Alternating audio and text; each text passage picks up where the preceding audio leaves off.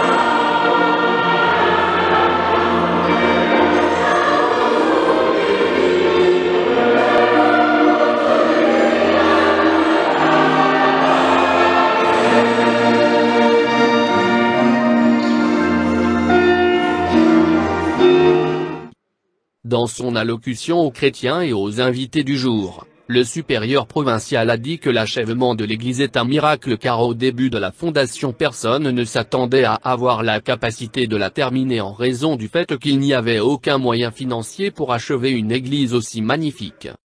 Cela a également été affirmé par le père Romy, curé de la paroisse Saint-Jean-Bosco Rango, qui soutient également que ce n'était pas facile mais avec le soutien des chrétiens, l'église a été achevée.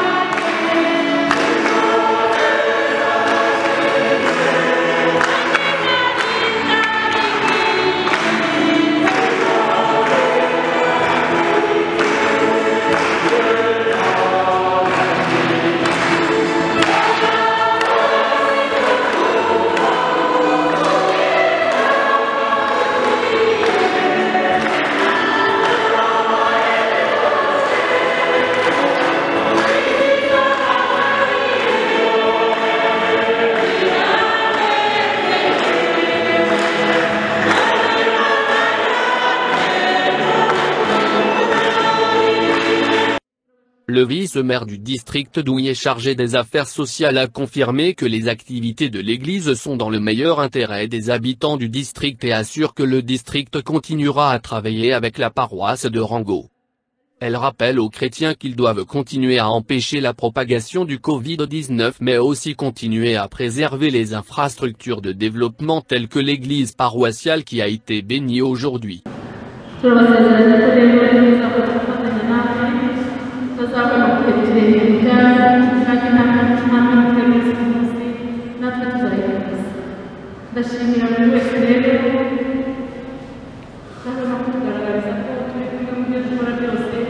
kandi umuyobozi w'akarere, umuyobozi w'igihugu natwe turahagira itafari bashyizeho kiliziya nziza mwubatse tuyisigasire numva ari uruhare rwa buri wese ko dusigasire maze kugerwaho uruhare rwa buri wese ko tugaragaza ntacyo tutashobora aho turi hatugiyereye twifurije icyumweru cyiza twifurije amahoro y'Imana murakoze.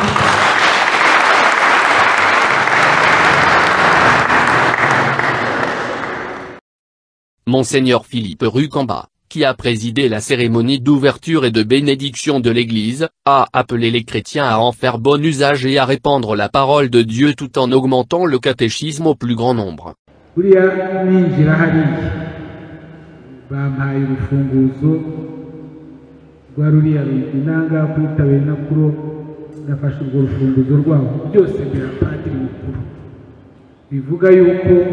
ndashimira umuryango w'abasaleziyani uri hano ariko dufatanyije gutuma bwa bukristu bugenda bukamanuka uburyo bwimbitse mu buzima bw'abakristu. Nicyo gikuru nicyo umuryango ubereyeho, nicyo diyosezi ibereyeho, nicyo kiliziya ibereyeho. Ubundi bayikoreramo n'ibindi, yaba biblioteke, yaba ahantu ishuri, yaba iki, ariko bibereye ko kwibutsa yuko hano hari Yesu Kristo. Ikiliziya nziza ni kiliziya nini, uri ku muhanda arayibona, bibe ko ikimenyetso cy'ubukristo mufite. Ushobora byose n'abagugisha Imana